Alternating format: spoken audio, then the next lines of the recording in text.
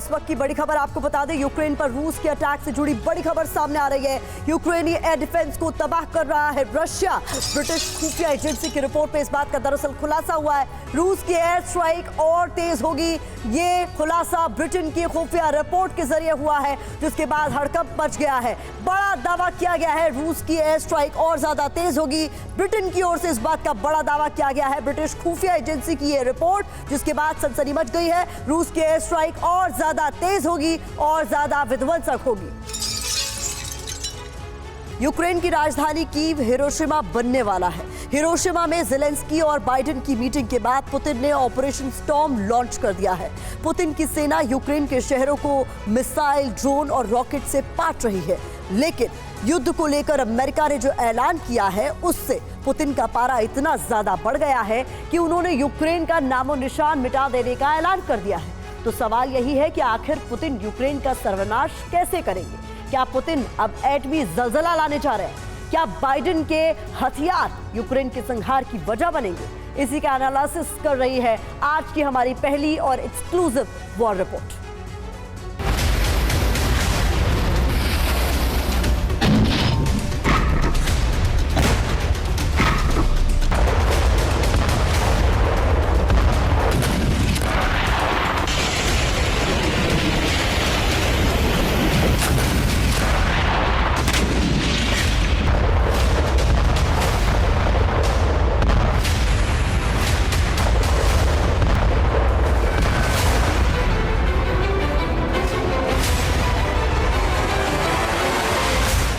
ये वो बारूदी स्टॉर्म है जो यूक्रेन पर बरस रहा है।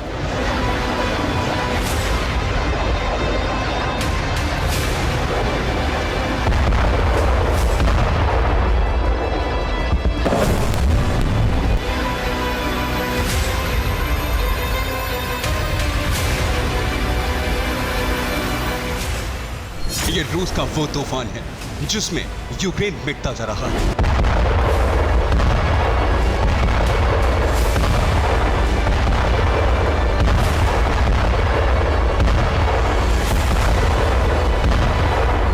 ये पुतिन का वो विध्वंस है जिसमें यूक्रेन खत्म होता जा रहा है।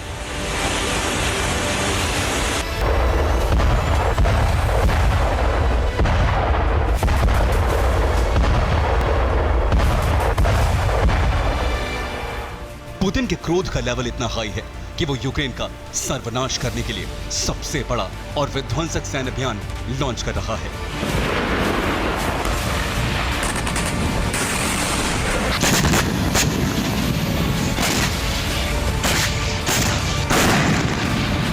पुतिन के गुस्से की वजह है हिरोशिमा में हुई G7 देशों की समिट। इस समिट में यूक्रेन के राष्ट्रपति ज़ेलेंस्की पहुंचे। रूस को तबाह करने की स्ट्रैटेजी बनी तो पुतिन ने यूक्रेन को मिटाना शुरू कर दिया।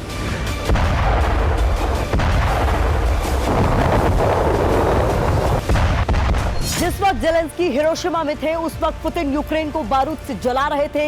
ये रूस का यूक्रेन के साथ साथ नेटो को भी सीधा संदेश था। संदेश ये है कि अगर पश्चिमी देश इसी तरह से उकसावे की कार्रवाई करते रहेंगे तो पुतिन के क्रोध से यूक्रेन का बचना नामुमकिन है। G7 समिट के दौरान ज़ेलेंस्की अमेरिका के प्रेसिडेंट बाइडेन से मिलने वाले थे। इसके पहले ही पुतिन ने यूक्रेन दहन शुरू कर दिया।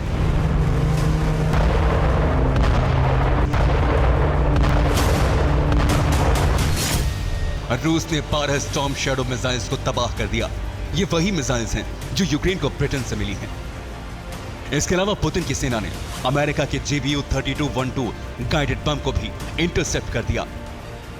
यूक्रेन ने हाइमर्स से भी हमला किया, लेकिन रूस ने हाइमर्स मिसाइलों को भी मार गिराया।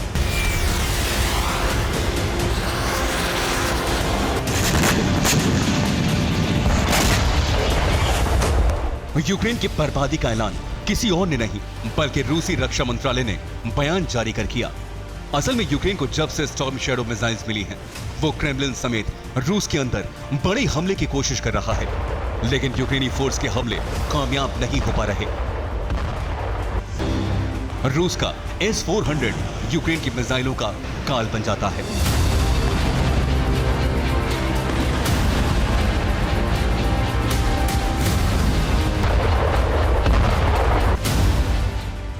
रशियन आर्मी ने एक तरफ स्टॉर्म शैडो मिसाइल्स की कब्र खोदी तो दूसरी तरफ यूक्रेन को मिसाइल, ड्रोन और रॉकेट से पाटना शुरू कर दिया।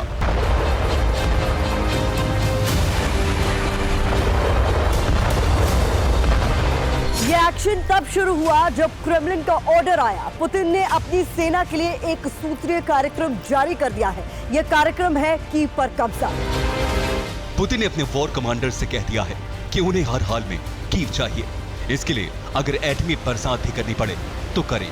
अगर यूक्रेन किसी भी किस्म की हिमाकत करता है तो उस पर विध्वंसक पलटवार किया जाए।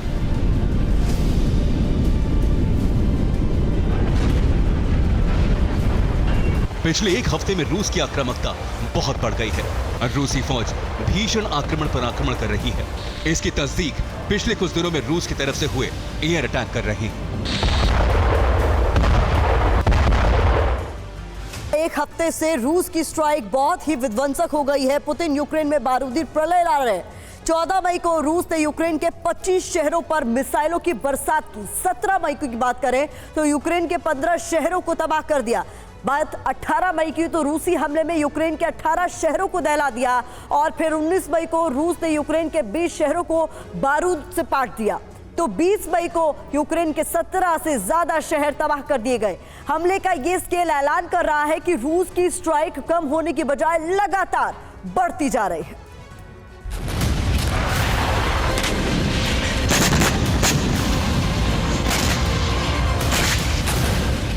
यूक्रेन पर रूस के भीषण हमले लगातार जारी हैं। ड्रोन और मिसाइलों से यूक्रेन के शहर दहलते जा रहे हैं।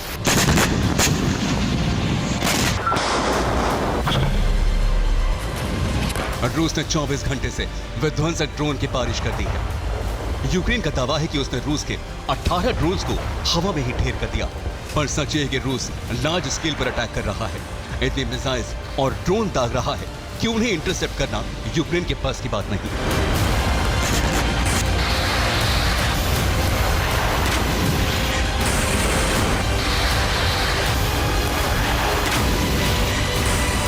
रूस का भीषण आक्रमण, भीषण प्रहार ये ऐलान कर रहा है कि पुतिन कभी भी कीव पर फतह हासिल कर लेंगे और अगर ऐसा नहीं हुआ तो क्रेमलिन परमाणु प्रहार का आदेश दे देगा। हिरोशिमा में G7 की मीटिंग में जो कुछ हुआ उसने महाविनाश का सबसे बड़ा सायरन बजा दिया है। ज़ेलेंस्की यहां कई देशों के राष्ट्र प्रमुखों से मिले। इसमें अमेरिकी राष्ट्रपति जो बाइडेन भी शामिल थे। बाइडेन और ज़ेलेंस्की की मीटिंग खत्म हुई तो अमेरिकी राष्ट्रपति ने ऐसा ऐलान किया जिससे युद्ध की आग और भयंकर हो जाएगी।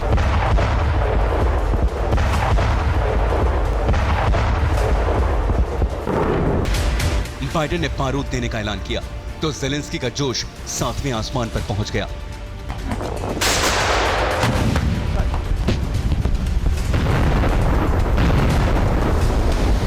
ज़ेलेंस्की यही नहीं रुके और उन्होंने हिरोशिमा से हुंकार भरी। ऐलान भी कर दिया कि युद्ध तब तक चलेगा जब तक रूस परास्त नहीं हो जाता। हमारी जमीन पर जब तक रूसी फौज रहेगी युद्ध जारी रहेगा। यूक्रेन रूस से तब तक बात नहीं करेगा जब तक वो यूक्रेन में मौजूद रहेगा। मैं फिर कह रहा हूं, रूसी सेना यूक्रेन की जमीन को छोड़ दे। अगर उसने ऐसा नहीं किया तो उसे इसका खामियाजा भुगतना पड़ेगा। दुनिया के पास इतनी ताकत है कि रूस को सबक सिखाया जा सके। बाइडेन और ज़ेलेंस्की के ऐलान के बाद रूस भड़क गया है। रूस के विदेश मंत्रालय ने कहा है कि रूस G7 के मंसूबों को कामयाब नहीं होने देगा।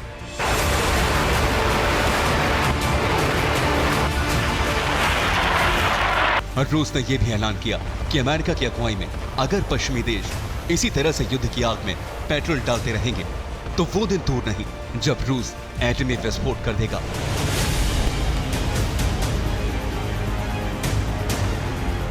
पुतिन न्यूक्लियर जलजिला लाने वाले हैं। इस बात का संकेत सिर्फ रूसी विदेश मंत्रालय के बयान से नहीं बल्कि पुतिन के रुख से भी मिल रहा है। पिछले कुछ दिनों में पुतिन ने झलक दिखा दी है। अगर इससे काम नहीं चला तो पुतिन परमाणु प्रहार कर यूक्रेन को भस्म कर देंगे।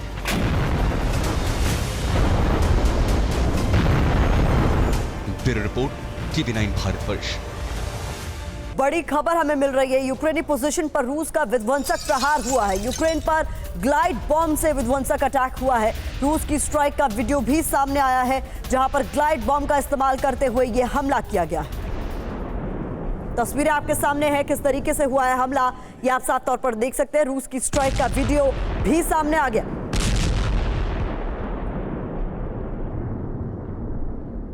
इसमें ग्लाइड बॉम्ब का इस्तेमाल किया गया है और किस तरीके से टारगेट किया गया है यूक्रेन को, ये आप साफ तौर पर देख सकते हैं। और इधर F-16 को लेकर बहुत ही विस्फोटक रिपोर्ट सामने आई है। न्यूयॉर्क टाइम्स की रिपोर्ट में दावा किया गया है रूस को F-16 एयरक्राफ्ट से खतरा नहीं है। F-16 यूक्रेन का छोटा इलाका ही बचाएगा, ये इस रिपोर्ट में दावा किया गया है। बता दें आपको कि बाइडेन ने एक बार फिर से एक बड़ी मुराद पूरी की है ज़ेलेंस्की की, ये कहते हुए कि F-16 जिसका इंतजार था वो अब दे दिए जाएंगे ज़ेलेंस्की को। लेकिन रशिया की तरफ से कहा गया है कि ये यूक्रेन की रक्षा नहीं करेगा, बल्कि यूक्रेन के एक छोटे से इलाके को ही F-16 बचा पाएगा। रूस यूक्रेन की जंग में रूस के खिलाफ नेटो की एंट्री का रास्ता साफ होता दिख रहा है। प्रेसिडेंट बाइडेन का F-16 की सप्लाई से रोक हटाने का ऐलान होते ही यूक्रेन की ताकत बढ़ गई है और सप्लाई के लिए तैयार देशों के खिलाफ रूस के एक्शन का माहौल तैयार हो गया है। और जैसे ही ये आशंका मूर्त रूप लेगी, वैसे ही नेटो मेंबर्स की रूस के खिलाफ सीधी जंग शुरू हो जाएगी। लेकिन रूस का प्लान और भी ज्यादा घातक है, जिसे सुनकर आप चौंक जाएंगे। क्या है रूस का वो प्लान, इस रिपोर्ट में देखिए।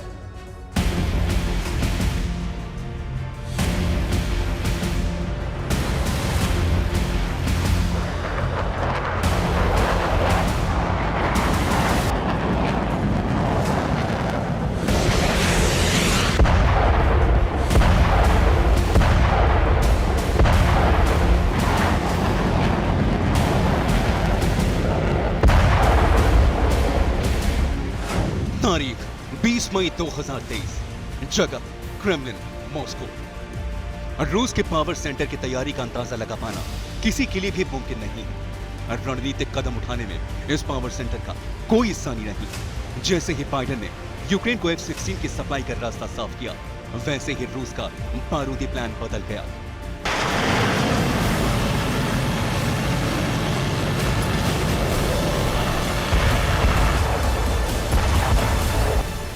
जितना सोचा नहीं गया था, उससे भी हाहाकारी विध्वंसक प्लान तैयार हो गया। अब रूस यूक्रेन से नहीं, बल्कि उन देशों से मुकाबला करेगा जो यूक्रेन को फाइटर जेट्स की डिलीवरी देंगे।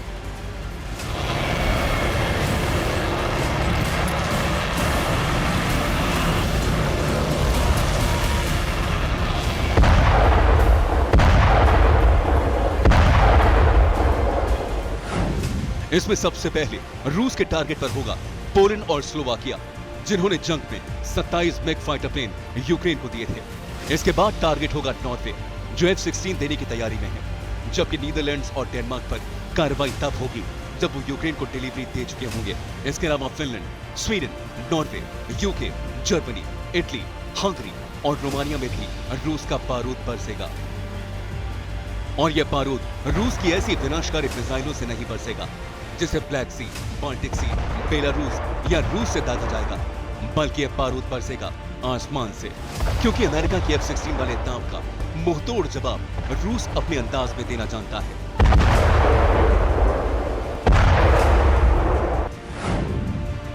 तो क्या रूस फाइटर जेट्स के सहारे आगे की जंग लड़ेगा? क्या रूस F-16 से उन्नत फाइटर जेट उतारेगा? और क्या रूसी एक्शन से यूएस सीधे जंग में उतरने के लिए मजबूर होगा?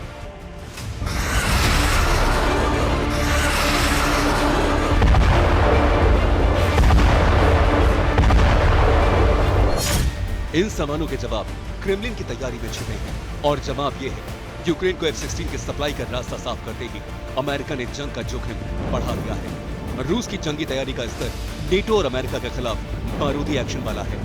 दावा यहां तक है कि क्रेमलिन ने अपने ऐसे घातक फाइटर प्लेन को वॉर जोन में उतारने के लिए हरी झंडी दे दी है, जिसका मुकाबला कर पाना करीब करीब नामुमकिन माना जा रहा है।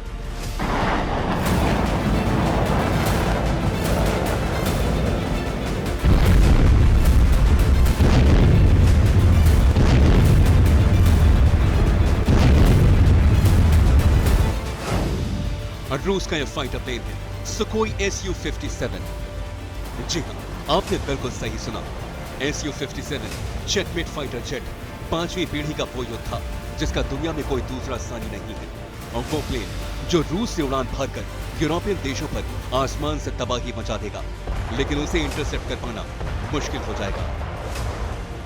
क्रेमलिन के सूत्रों ने रूस के बारूदी प्लान को लेकर यह दावा किया है कि रूस ने अमेरिका के प्लान F-16 डिलीवरी पर पानी फेरने का ब्लूप्रिंट तैयार कर लिया है। रूस की रणनीति के तहत F-16 का मुकाबला करने के लिए जंग के मैदान में Su-57 जेट्स को उतारा जाएगा, और ये जो जेट्स हैं वो मल्टी टारगेट को हिट करेंगे। यानी रूस के टारगेट पर यूक्रेन को मिलने वाले F-16 जेट्स नहीं होंगे, बल्कि उन्हें यूक्रेन को देने वाले देशों के एयरबेस और फाइटर जेट्स भी होंगे। और ये मुमकिन भी है। ऐसा इसलिए कहा जा सकता है क्योंकि रूस के Su-57 कई मायनों में घातक फाइटर जेट है, जिससे F-16 का कोई मुकाबला नहीं है। दरअसल अमेरिकन F-16 चौथी पीढ़ी का फाइटर जेट है। F-16 का मुकाबला MiG-29 या Su-27 से भी नहीं होता, लेकिन F-16 जेट के डीप स्ट्राइक के नतीजे बेहतर मिले हैं, इसलिए F-16 फाइटर जेट रूस को जोखिम में डाल सकता है। लेकिन Su-57 फाइटर जेट अगर रूस जंग में लाता है तो पूरी बाजी पलट सकती है, क्योंकि रूस का Su-57 न सिर्फ 5वीं पीढ़ी का घातक फाइटर जेट है, बल्कि अमेरिका के जिस F-35 से इसका मुकाबला होता है उसके मुकाबले भी रूसी फाइटर जेट भारी पड़ता है। देखिए कुछ बड़ी खूबियां। Su-57 एक डबल इंजन फाइटर जेट है।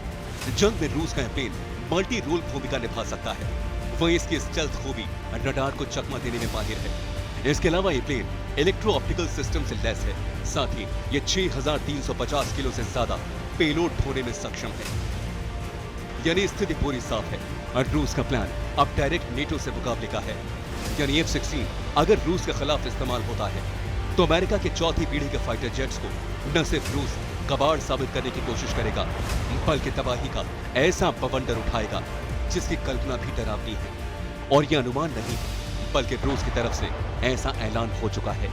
सवाल यह है, क्या सिर्फ F-16 की यूक्रेन को सप्लाई का रास्ता साफ होने के बाद वॉर फ्रंट में आक्रामकता ज्यादा बढ़ी है, या फिर रूस को आक्रामकता दिखाने के लिए उकसाया जा रहा है? जवाब फिलहाल नेटो, पेंटागन और व्हाइट हाउस तक सीमित है, लेकिन जो संकेत मिल रहे हैं वो बता रहे हैं कि दूसरे मोर्चे पर अमेरिका की तैयारी भी जंग में उतर रही है, जिसका प्रमाण है यूक्रेन के पायलट्स के लिए ट्रेनिंग प्रोग्राम। यानी एक तरफ रूस के खिलाफ जंग की तैयारी और दूसरी तरफ सहयोगियों के साथ अलायंस में रूस के खिलाफ एक्शन। जंग में डायरेक्ट एंट्री के लिए गेट बनाएगा, लेकिन यह आक्रामकता महाविनाश की शुरुआत है, जिसे एक्सपर्ट्स ने भी माना है, और इसका प्रमाण भविष्य की तबाही की ऐसी तैयारी जो रूस कर चुका है। रूस के खिलाफ एक्शन की आहट से ही स्थिति बदल गई है, इसलिए रूस ने एक ऐसे हथियार को जंग के मैदान में उतारा है जिसका उद्देश्य है महाविनाश। रूस ने इंटरकॉन्टिनेंटल बैलिस्टिक मिसाइल सरमट की तैनाती कर दी है, जिसमें न्यूक्लियर वॉरहेड लगाए जाने का दावा किया जा रहा है। लेकिन मिसाइल कहां गिरेगी, इसका कोई भी अनुमान नहीं लगा सका है। अलबत्ता एक अनुमान यह है कि इस मिसाइल के टारगेट पर अमेरिका है। ऐसा अनुमान क्यों है, इसे भी देखिए। रूस ने सरमट ICBM को एवनगार्ड के साथ तैनात किया है। यानी रूस ने एक ऐसा ग्लाइड व्हीकल तैनात कर दिया है जिसकी स्पीड हाइपरसोनिक है, और अगर इसके टारगेट पर अमेरिका है तो रूसी मिसाइल को रोक पाना नामुमकिन है। ऐसा इसलिए क्योंकि अमेरिका अब तक हाइपरसोनिक गति हासिल करने में नाकाम रहा है।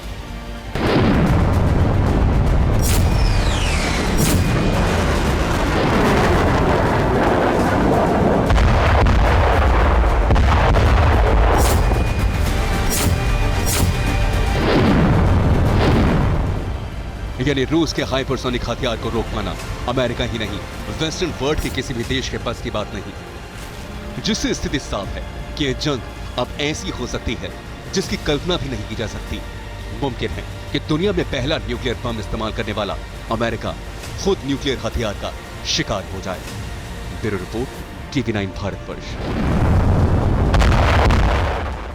और इधर बागपुत विजय पर वैगनर चीफ का बड़ा ऐलान सामने आ गया है। बागपुत में एक भी यूक्रेनी सैनिक नहीं है, ये प्रिगोजिन की तरफ से कहा गया है। बागपुत में विनाश का दहलाने वाला मंजर रूस का दावा, बाखमुत पर रूस का कब्जा है।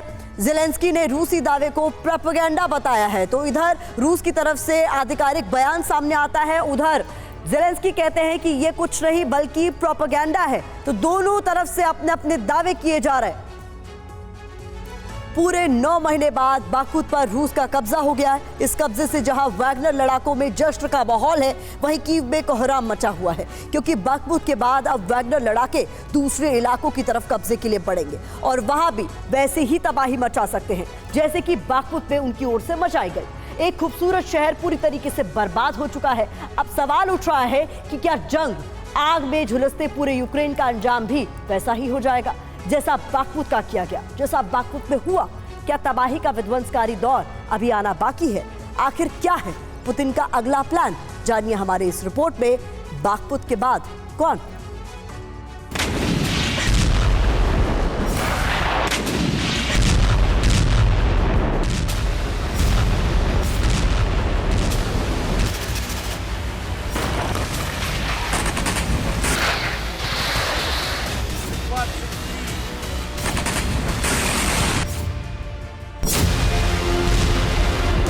बर्बादी,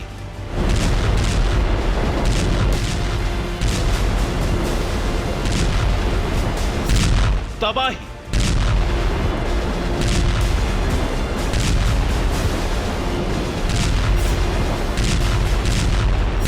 और विध्वंस।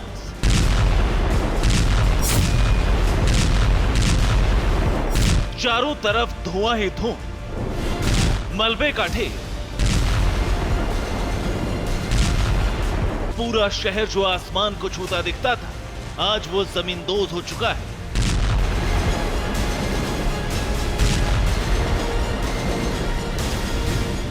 और बीच बीच में रुक रुक कर आती गोलीबारी की आवाज।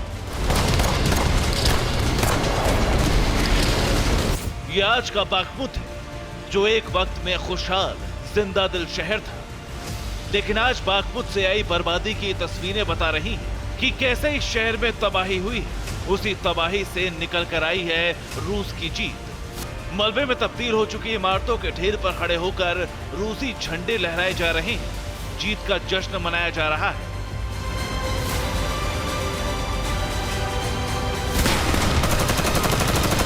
कहीं फायरिंग करके बाखमुत पर कब्जे का ऐलान किया गया,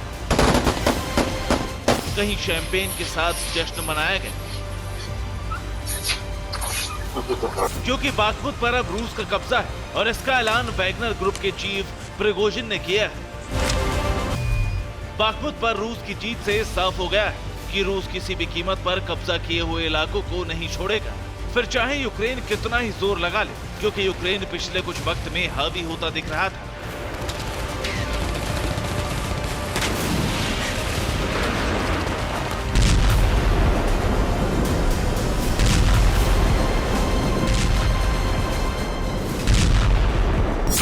लेकिन बाखमुत में वैगनर ग्रुप ने ऐसी बाजी पलटी कि यूक्रेन के सैनिक चारों खाने चित हो गए। वैसे भी ये वैगनर ग्रुप की साख का सवाल था, क्योंकि क्रेमलिन से वैगनर चीफ की तनातनी हो चुकी थी। अगर रूस बाखमुत हार जाता तो प्रिगोजिन और पुतिन के रिश्ते हमेशा के लिए खत्म हो जाते। प्रिगोजिन के मुंह पर कालिक लग जाती। लेकिन प्रिगोजिन ने बाखमुत पर कब्जा करके बता दिया क्यों पुतिन उन पर सबसे ज्यादा भरोसा करते हैं। इसीलिए बाखमुत पर कब्जे के बाद पुतिन का बधाई संदेश भी आया है, जिसमें कहा गया है बाखमुत को यूक्रेन के कब्जे से छुड़ाने पर वैगनर के प्राइवेट आर्मी को बधाई दी जाती है। इसके अलावा वो तमाम सैनिक भी इस बधाई के हकदार हैं, जिन्होंने वैगनर को हर कदम पर मदद की। तब जाकर बाखमुत को यूक्रेन के कब्जे से आजाद कराने का ऑपरेशन कामयाब हो पाया। इतना ही नहीं, प्रेसिडेंट पुतिन के अलावा रूस के रक्षा मंत्री दिमित्री मेदवेदेव ने भी प्रिगोजिन को बधाई दी है। 292 दिन की लड़ाई के बाद बाखमुत पर रूस का नियंत्रण हो गया है। आखिरकार वैगनर के लड़ाकों ने रूस की आर्टिलरी और एयरफोर्स की मदद से बाखमुत शहर पर कब्जा कर लिया।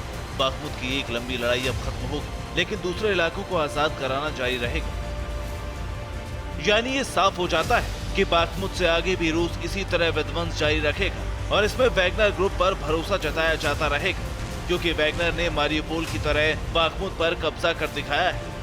पिछले साल इसी दिन यानी 20 मई को रूस ने मारियोपोल जीता था। और इसी दिन इस साल यानी 20 मई को रूस ने बाखमुत पर कब्जा कर लिया है।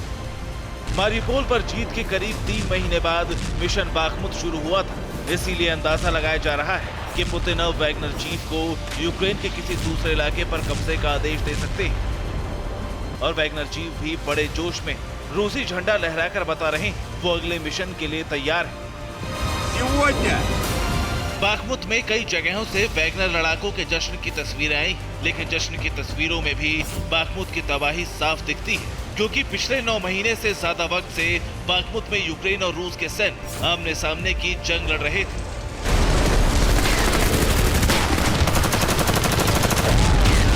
हालांकि यूक्रेन ने अभी तक हार नहीं मानी। यूक्रेन का दावा है कि अभी रूस का कब्जा पूरी तरह से नहीं हुआ। अभी यूक्रेन के सैनिक जंग लड़ रहे हैं जो बाखमुत में ही मौजूद है। लेकिन अवदीवका से आई तस्वीरें बताती हैं कि रूस की वैगनर आर्मी ने अवदीवका तक यूक्रेनी सैनिकों को खदेड़ दिया है। यूक्रेन की फोर्स पर थर्मल माइन से जबरदस्त अटैक किए, जिससे भारी तबाही हुई।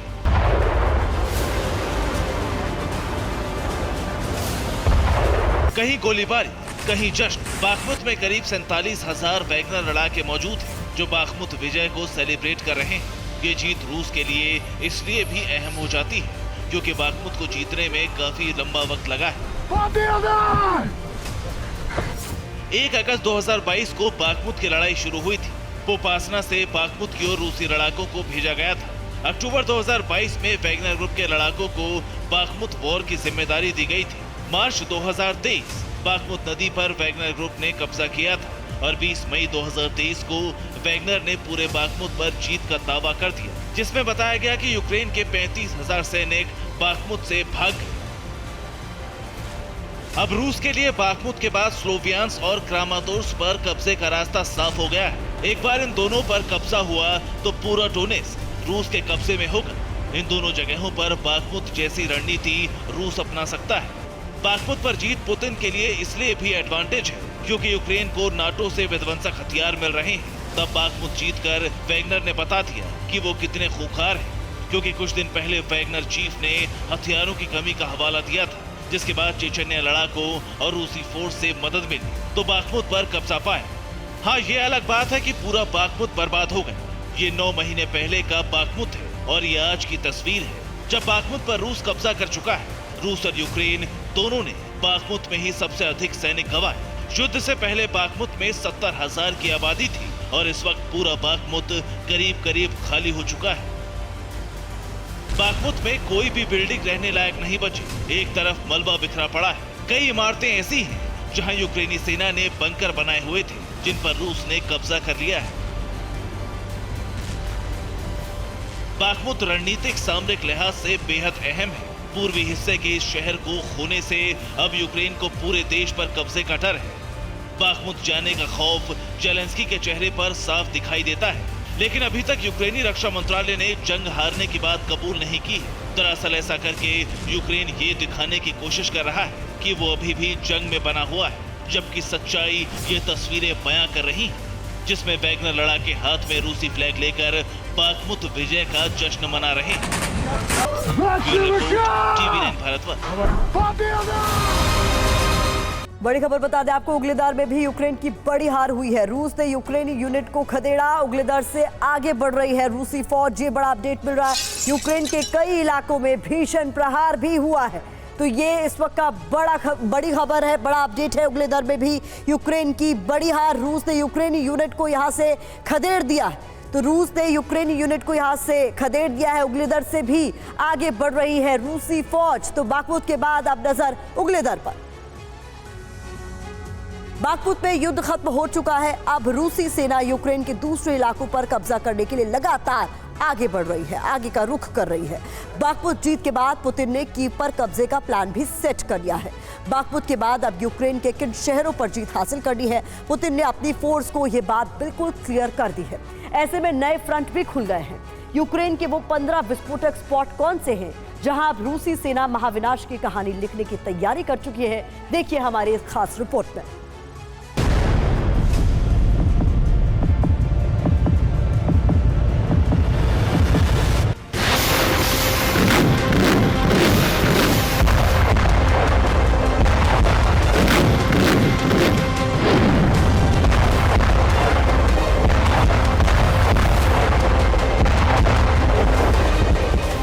बाखमुत पर विजय के बाद जंग के मैदान में नए फ्रंट खुल गए हैं।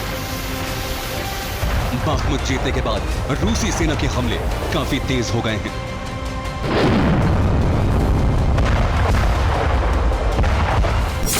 रूसी फौज तेजी से कीव की तरफ आगे बढ़ रही है। कीव पर कब्जा करने के लिए पुतिन फोर्स ने पूरी ताकत लगा दी है। यूक्रेनी फोर्स पुतिन की सेना को रोकने की हर कोशिश कर रही है, लेकिन बाखमुत पर कब्जे के बाद पुतिन ने अब उन इलाकों को जल्द ही जीतने का टारगेट तय कर लिया है जहां दोनों सेनाओं के बीच भीषण जंग छिड़ी हुई है।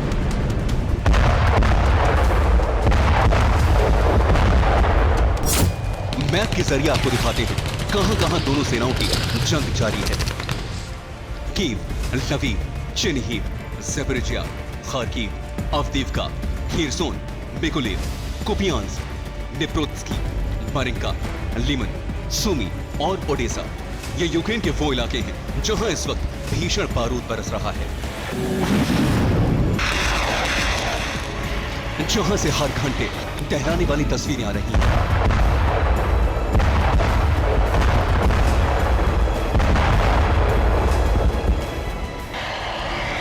यूक्रेन की राजधानी कीव पर कब्जे के लिए रूसी सेना लगातार एयर स्ट्राइक कर रही है।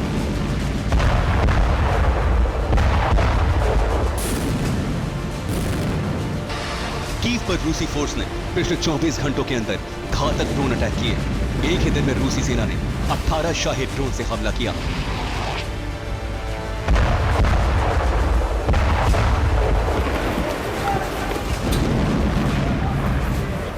कीव पर रूसी ड्रोन अटैक के बाद पूरे कीव में एयर रेड अलर्ट जारी किया गया है।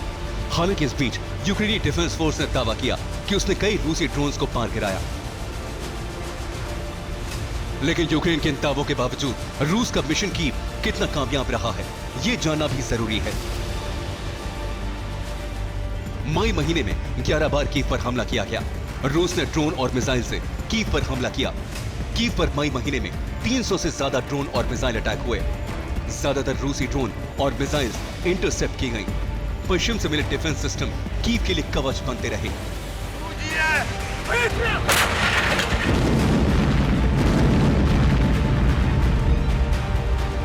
लेकिन बाखमुत की जंग जीतने के बाद पुतिन की फोर्स का हौसला कई गुना बढ़ गया है। रूसी सेनाएं बाखमुत पर कब्जे के बाद यूक्रेन के नियंत्रण वाले डोनेट्स्क के बाकी हिस्सों को भी कब्जे में लेने के लिए आगे लगातार बढ़ रही हैं। बाखमुत पर कब्जे के दौरान अब तक रूस और यूक्रेन दोनों ही सेनाओं के हजारों लोगों की जान जा चुकी है। और रूसी सेना कीव के साथ साथ यूक्रेन के उन इलाकों पर कब्जे के लिए ताबड़तोड़ अटैक कर रही है जहां उसे तुरंत कामयाबी मिलने की उम्मीद है। यूक्रेन के कई इलाकों में रूसी सेना अपनी बढ़त के दावे भी कर रही है।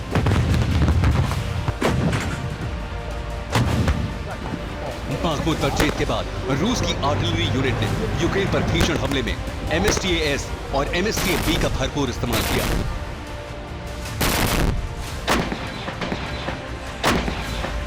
रूसी सेना ने दावा किया कि इन हमलों में यूक्रेनी फोर्स के ठिकानों को निशाना बनाया गया और उन्हें पूरी तरह तबाह कर दिया गया।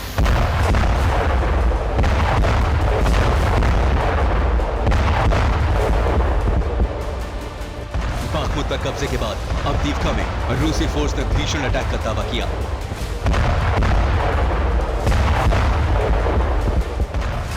रूस की आर्म्ड फोर्स ने थर्मल माइन से हमला किया। खेरसोन में भी रूसी एयरफोर्स ने घातक हमला किया। यह हमला खेरसोन के चिर्किस्की इलाके में हुआ। रूसी हमले में यूक्रेन के 20 सैनिकों के मौत का दावा किया गया। रूसी सेना के दावों के मुताबिक नीपर नदी के पास बिल्डिंग में यूक्रेनी सैनिक छुपे हुए थे, तभी रूसी एयरफोर्स ने अटैक किया। और इस वक्त की बड़ी खबर आपको बता दें, रूस के बेलगोरोद में यूक्रेन की स्ट्राइक हुई है। रूस ने यूक्रेनी मिसाइल को ढेर कर दिया है। यूक्रेनी हमले पर बेलगोरोद के गवर्नर का दावा। बेलगोरोद में रोज 120 हमले कर रहा है यूक्रेन। यूक्रेन के हमलों को नाकाम कर रहा है रशिया। तो रोज 120 हमले हो रहे हैं जिसे नाकाम करने की कोशिश लगातार रशिया की तरफ से की जा रही है। जेलेंस्की का सुसाइड स्टेप, यूक्रेन का सर्वनाश निकट। जी हां, यूक्रेनी फोर्स ने जो कुछ किया है उसने यूक्रेन के खात्मे का सायरन बजा दिया है। पिछले 24 घंटे में यूक्रेन ने रूस के 3 इलाकों को तबाह करने की कोशिश की। बेलगोरोद में यूक्रेन हर रोज 120 हमले कर रहा है, जिसे रूसी सेना नाकाम कर रही है। लेकिन यूक्रेन के इस हमले से पुतिन क्रोध से भर गए। सवाल यही है कि आखिर क्रेमलिन का प्रतिशोध क्या और कैसा होगा।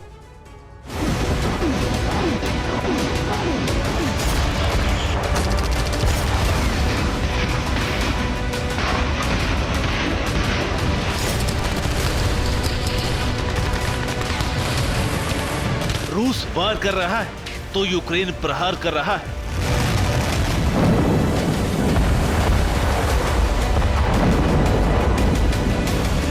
दोनों एक दूसरे का नामो निशान मिटा देना चाहते।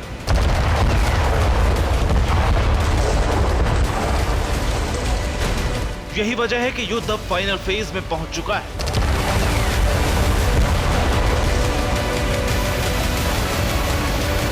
जब से यूक्रेन को स्टॉर्म शैडो मिसाइलें मिली, तभी से जेलेंस्की सेना आउट ऑफ कंट्रोल हो गई। यूक्रेन रूस की जमीन पर लगातार हमले कर रहा है।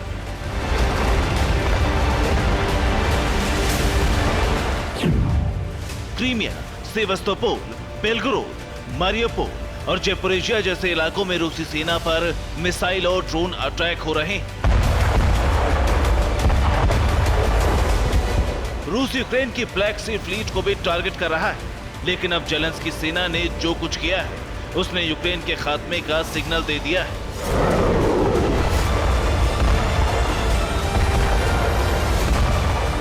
जिस वक्त जेलेंस्की हिरोशिमा में थे, उसी वक्त उनकी सेना रूस पर स्टॉर्म शैडो मिसाइल से हमला कर रही थी।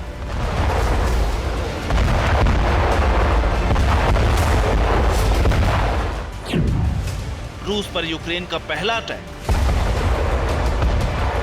यूक्रेनी फोर्स ने बेलगोरोद में एक के बाद एक कई स्टॉर्म शैडो मिसाइलें दागी, लेकिन रूसी एयर डिफेंस सिस्टम ने इसे नाकाम कर दिया।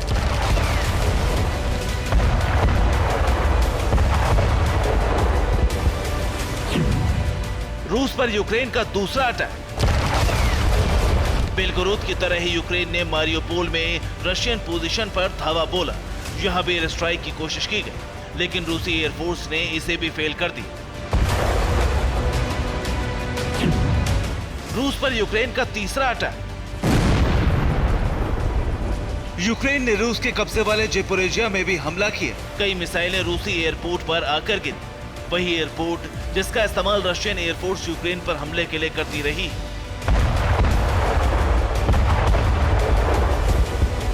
यूक्रेन के इसी अटैक के बाद क्रेमलिन और पुतिन ने विस्फोटक रुख इख्तियार कर लिया है। एक तरफ यूक्रेन के एयर अटैक को इंटरसेप्ट किया जा रहा है, तो दूसरी तरफ यूक्रेनी शहरों को बारूद से पाटा जा रहा है। रूस की जमीन पर हमला हो और पुतिन चुप बैठ जाए, ये संभव ही नहीं है। G7 समिट से 7 सहयोगियों के टारगेट पर रूस का होना चाहिए था, लेकिन अंत में साझा बयान जारी करने के बाद हालात कुछ ऐसे बने कि पूर्वी मोर्चे पर एक और बारूदी बिसात बिछ गई। टारगेट पर अब ताइवान है, वो मुल्क जिस पर ड्रैगन ने अपनी निगाहें गड़ा कर रखी हैं। ठीक चीन के खिलाफ जारी बयान के बाद साउथ चाइना सी से लेकर चीन के दक्षिण पूर्वी मोर्चे पर जंगी मैदान सज गया। लेकिन जंग के इस मैदान में विनाशकारी हथियार कौन से हैं, इस रिपोर्ट पे देखिए।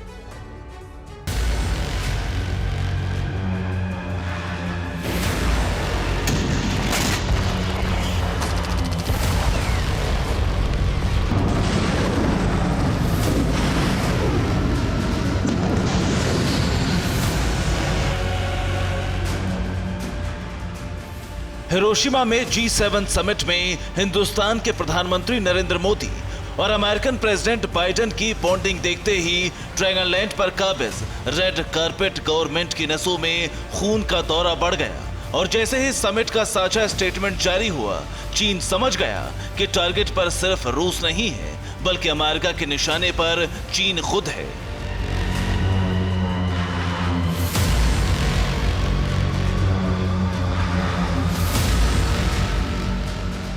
स्टेटमेंट था दुनिया से किसी भी एक देश का आर्थिक दबदबा खत्म करने की सौगंध, और असर साउथ चाइना सी के पास दिखने लगा।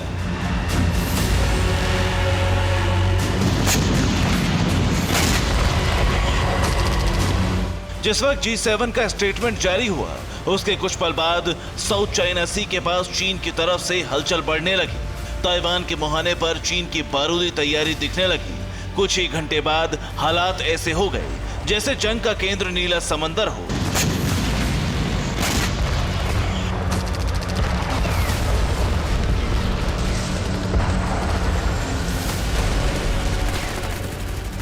गुजरते वक्त के साथ चीन की तैयारी और भी ज्यादा मजबूत होने लगी।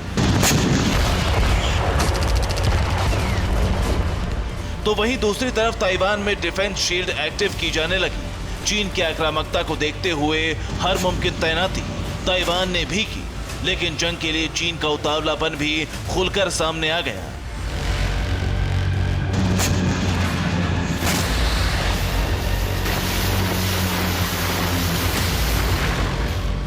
ताइवान के पास चीन के फाइटर जेट्स उड़ान भरने लगे।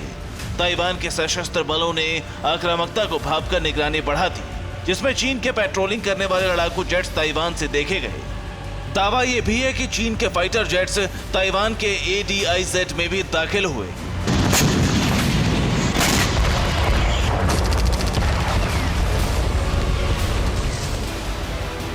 चीन की इस घुसपैठ को ताइवान स्ट्रेट की तरफ से होना दर्ज किया गया है।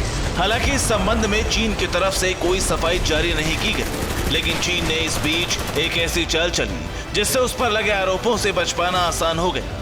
चीन ने साउथ चाइना सी में नेवल और एयरफोर्स का मल्टीपल ट्रेनिंग प्रोग्राम आयोजित करने का दावा किया है, जिसके लिए बतौर सबूत कुछ वीडियो भी जारी किए गए हैं। उन्हीं में से एक वीडियो ये भी, जबकि ताइवान का दावा और चौंकाता है।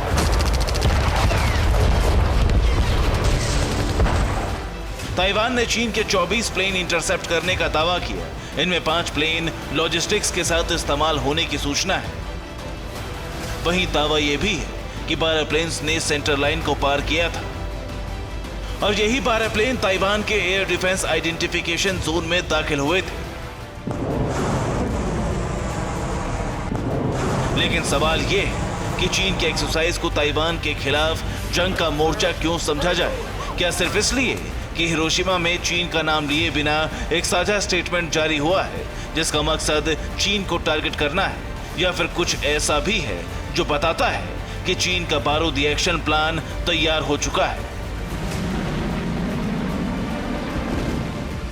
ताइवान के मोर्चे पर अमेरिका और इसके सहयोगियों को बारूदी चेतावनी देने का प्लान आकार ले चुका है, जिसका पता चीन की तैनाती से चलता है। बता दें आपको, चीन ने ताइवान को टारगेट करते हुए PHL-16 multiple launch rocket system तैनात कर दिया है। इसके अलावा BZL-9 armoured fighting vehicle, type 60-25 EAA gun missile integrated weapon system और इसके साथ ही HQ-17 short range air defence system, साथ ही साथ PLZ-10 सेल्फ प्रोपेल्ड मोटार्स, इसके अलावा 122 mm PZH-11 multiple launch rocket system और इसके साथ ही PZZ-9 twin 35 mm self propelled anti aircraft guns South China Sea के ठीक किनारे पर तैनात कर दिए हैं। यानी चीन की बारूदी तैयारी हाहाकार मचाने की हो चुकी है। रूस यूक्रेन युद्ध की आग किस तरीके से जॉर्जिया तक पहुंच गई है? जी हां, रूस की वजह से वहां सिविल वॉर तक हो सकती है। जॉर्जिया की संसद में रूस को लेकर सांसद आपस में ही भिड़ गए। सांसदों में ऐसी फाइट हुई कि दुनिया दंग है।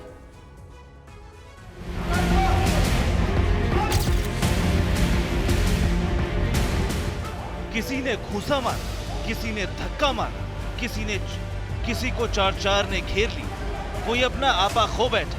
सूट बूट वाले ये जॉर्जिया के सांसद हैं जो भरी संसद में आपस में भिड़ गए।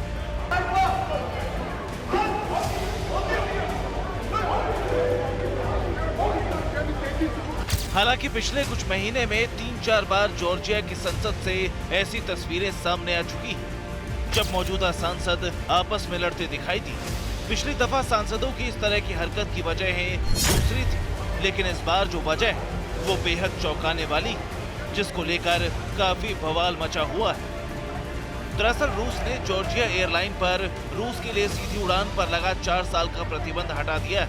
रूस की तरफ से कहा गया जॉर्जिया के साथ 4 साल पुराने सीधी उड़ान के प्रतिबंध को हटा रहे हैं। और रूस की यात्रा करने वाले जॉर्जिया के लोगों को वीजा से छूट दी जा रही है।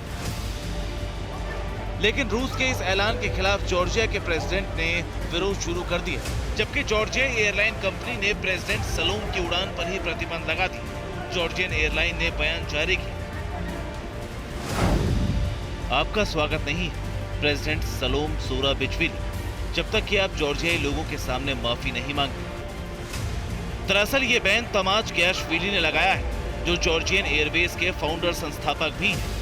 लेकिन इस बैन पर प्रेसिडेंट की तरफ से कोई प्रतिक्रिया नहीं आई। बताया जा रहा है इसी बात को लेकर संसद में बहस हुई, जो मारपीट तक जा पहुंची।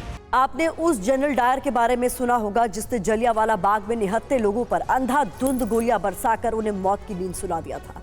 मेक्सिको में भी ऐसे ही एक खूंखार जनरल डायर ने अंधाधुंध फायरिंग करके कई बेगुनाह लोगों को मौत की नींद सुला दिया।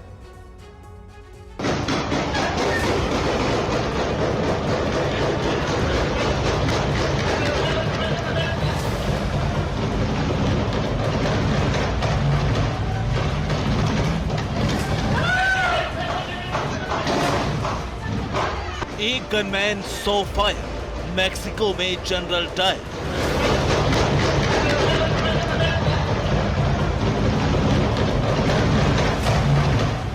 Live gang war, shoot out at Mexico.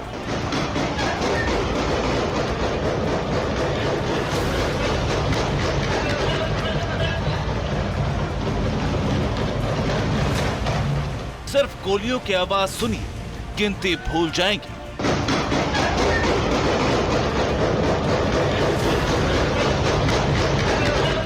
गोलियों की गिनती करते रह जाएंगे, लेकिन दिन दहाड़े बरसाई जा रही इन गोलियों को गिन नहीं पाएंगे। करीब 60 सेकंड के अंदर गनमैन ने 100 से ज्यादा गोलियां चलाई।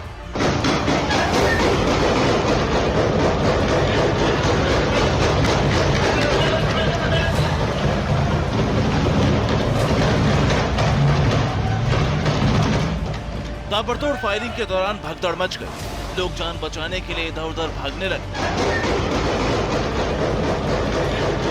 गोलियों की आवाज सुनने के बाद जिसे जहां जगह मिली वहीं छिप गए, लेकिन हमलावर बेतहाशा गोलियां बरसाता रहा। दिल दहला देने वाली ये वारदात मेक्सिको में हुई।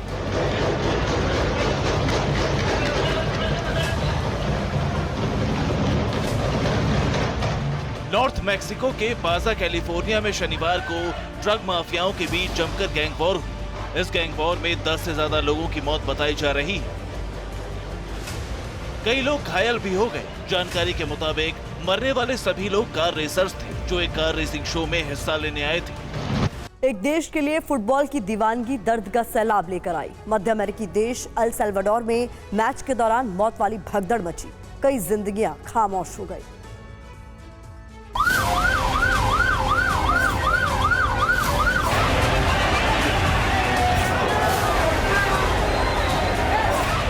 टिकटों के लिए मारामारी, लोगों की जान पर भारी। बीच मैदान मची भगदड़, 12 लोगों ने तोड़ा दम। मध्य अमेरिकी देश अल सल्वाडोर, जिसकी राजधानी के स्टेडियम में एक स्थानीय मैच के दौरान जबरदस्त भगदड़ मची और फिर दिल दहला देने वाली तस्वीरें सामने आई। फुटबॉल की दीवानगी दर्दनाक हादसे में बदल गई। दरअसल टिकटों की कालाबाजारी को लेकर लोग आक्रोशित हो गए और फिर स्टेडियम में तोड़फोड़ करने लगे। इस दौरान मैच देखने आए लोग डर के मारे भागने लगे। भगदड़ मच गई, जिसमें 12 लोगों की जान चली गई। भयानक तस्वीरें सामने आई। स्टेडियम में कई घंटे तक चीख पुकार मची रही। 50 से ज्यादा लोग घायल भी हुए। बताया जा रहा है कुछ लोग कई घंटे तक स्टेडियम के एक टनल में फंसे रहे। बताया जा रहा है कि 44,000 की क्षमता वाले स्टेडियम में क्षमता से ज्यादा टिकट बेच दी गई, जिसको लेकर लोग काफी गुस्से में थे। अब मामले में साल्वाडोरन फुटबॉल महासंघ जांच की बात कह रहा है। Bureau report, TVN Bharatvarsh.